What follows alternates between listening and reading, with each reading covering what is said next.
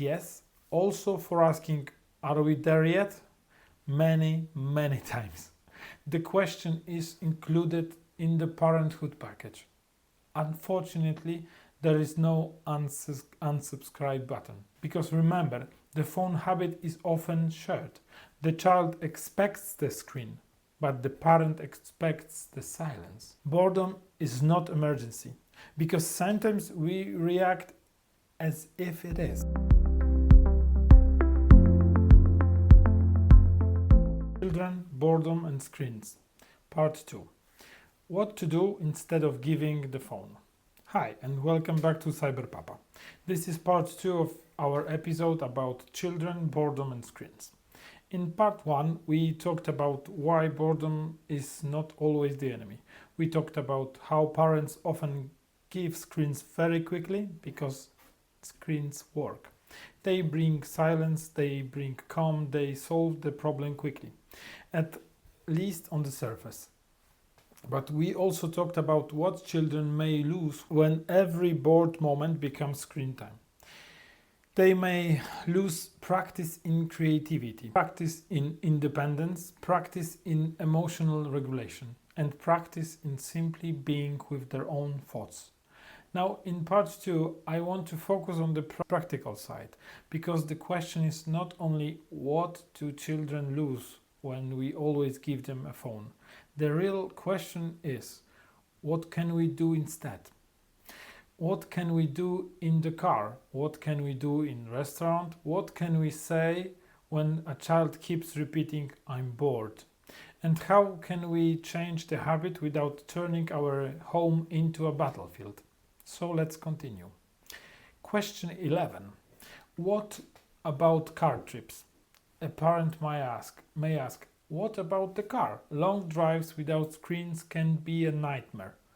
Yes, they can. And I'm not going to pretend that every family car trip can become a beautiful educational experience.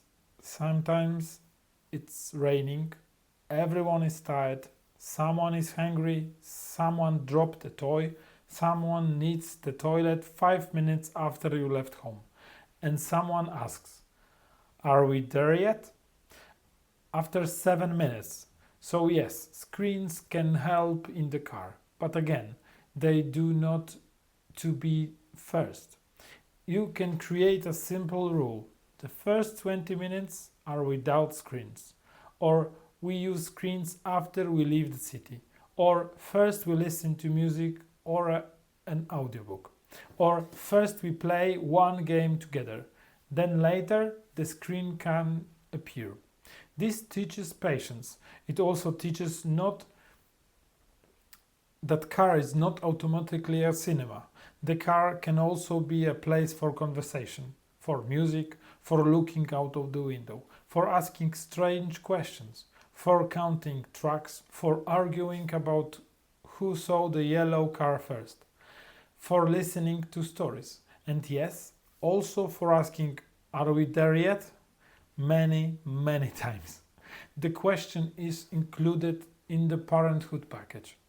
Unfortunately, there is no unsubscribe button. Question 12. How does boredom help independence? A parent might ask, how does boredom make a child more independent? When a child is bored and does not receive an immediate solution, they have to make a small decision. What can I do? That is independence. A very small version of it, but small versions matter. The child learns, I can choose something. I can start something. I can make up a game. I can solve this feeling without someone rescuing me immediately. That ability becomes important later. With homework, with free time, with friendships, with hobbies, with learning, with problem solving. A child who always receives ready-made entertainment may struggle more when they have to organize themselves, because they are used to someone else dictating what comes next. An app decides, a video decides, an algorithm decides, a parent decides. But when the child experiences boredom, they get a chance to decide. And that is powerful, because one day we want our children to become people who can manage their own time, their own emotions, and their own attention. That does not begin at age 18. It begins with small moments, including boring ones. Question 13. Can there be too much boredom? A parent might ask, can boredom ever be too much? Should children just be left alone all day? No, of course not. This is very important. When I say boredom is useful, I do not mean emotional neglect. I do not mean ignoring a child. I do not mean leaving them alone for hours without connection, support, or attention. Children need adults. They need love, they need play, they need conversation, they need movement, they need sleep, they need safety. They need attention, connection. Good boredom is not loneliness. Good boredom is space. There is a big difference. Good boredom means I'm nearby, you are safe, I love you, but I do not have to entertain you every second. That is healthy. The child knows the parent is there, but the parent is not controlling every minute. The child has room to explore, room to imagine, room to feel, room to think, room to try, and sometimes room to complain a little. Because yes, complaining is also part of the process. Question 14. What should I say when my child keeps saying I'm bored? A parent might ask, what exact words can I use when my child keeps repeating I'm bored? You can keep a few simple sentences ready. You can say, I know. Boredom can feel uncomfortable. You do not need a screen right away. Let's give your brain a few minutes to find an idea. You can choose drawing, blogs, or books. I'm not giving to entertain you every minute, but I'm here. Boredom is not an emergency. I really like that sentence. Boredom is not emergency, because sometimes we react as if it is. The child says, I'm bored, and the parent moves like a firefighter. Phone, tablet, cartoon, game, snack, anything, quickly, before the boredom spreads. But boredom is not a fire. It is not dangerous. It is not a disaster. It is a feeling. And children can learn to live with feelings, even in uncomfortable ones. Question 15. How can parents change the habit without creating a war at home? A parent might ask, what if my child is already used to getting a phone every time? How do I change that without a huge fight? Slowly. Do not start with a dramatic announcement like, from today, no more screens ever. We are returning to sticks, stones, and traditional childhood. That may sound noble, but it will probably create chaos. Start small. Choose one situation. For example, no phone immediately after getting into the car, or no phone during the first 10 minutes at the restaurant, or no screen while waiting in a short queue, or after school, first snack and conversation, then screen later. Small changes are easier. The child needs time to learn a new habit. And the parent needs that time too. Because remember, the phone habit is often shared. The child expects the screen, but the parent expects the silence. So, when we remove the phone, both sides feel discomfort. That is normal. Start with short moments.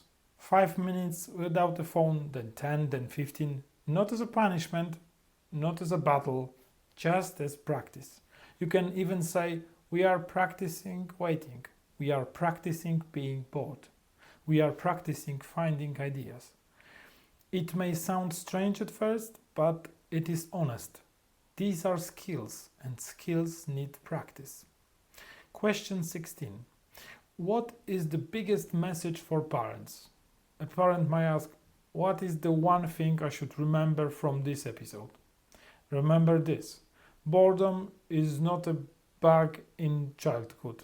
Boredom is part of childhood. It is not always something we need to remove. Sometimes boredom is the space where a child begins to create.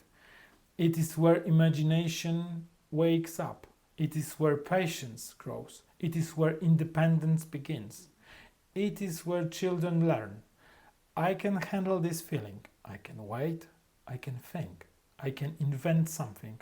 I do not need to be entertained every second. A screen can be useful. A screen can help. A screen can be fun. But a screen should not be automatic plaster we put on every quiet moment. Because if every moment of boredom is covered by a phone, children may lose the chance to discover something very important: their own mind, their own ideas, their own imagination, their own ability to be okay with constant stimulation. And that ability is becoming more and more important, not only for children, for adults too. Because let's be honest, many adults also struggle with boredom. We stand in a queue for 10 seconds and immediately take our phones. We wait for an elevator and check notifications. We sit in silence and feel uncomfortable. So maybe this episode is not only about children. Maybe it is also about us. Maybe we also need to remember that not every empty moment needs to be filled. Question 17. What can a parent do today? A parent might ask, what is one practical thing I can do today? Here is one simple thing. The next time your child says, I'm bored, do not give the phone immediately. Pause, take a breath and say, I understand. Let's see what you came up with.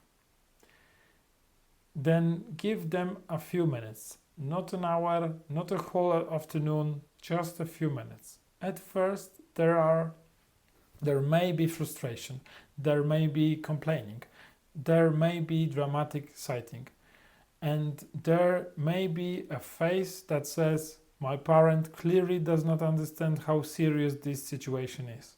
This is okay. Stay calm, give the child a little space, because inside those few minutes something may begin. Maybe an idea, maybe a drawing, maybe a question, maybe a game, maybe a conversation, maybe a story, maybe nothing special the first time. That is fine too. This is not magic. It is practice, and practice takes time. But every time we do not automatically cover boredom with a screen, we give the child a chance to build something inside. Creativity, patience, independence, emotional strength, and the ability to be with themselves. That is a gift. Not always a loud gift, not always an exciting gift. Sometimes it looks like a child is sitting on the floor saying, I don't know what to do. But maybe just after that sentence, imagination starts working. And that is why boredom matters. So the next time your child says, I'm bored, try not to hear it only as a problem. Try to hear it as beginning. A beginning of an idea. A beginning of patience. A beginning of independence. A beginning of emotional regulation. And maybe even a beginning of creativity. Do not feel guilty if you sometimes use screens. We all do. Screens are part of modern family life. A phone can help, a tablet can help, a cartoon can help, a game can help. But let's not make screens the answer to everything. Let's leave some empty space, some quiet space, some boring space. Because sometimes in that boring space, a child discovers something very important. They discover, I can create something, I can wait, I can manage, I can imagine it.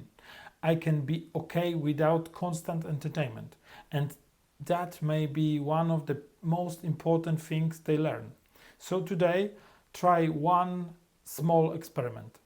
The next time your child says, I'm bored, do not give the phone immediately. Pause, take a breath and say, I understand.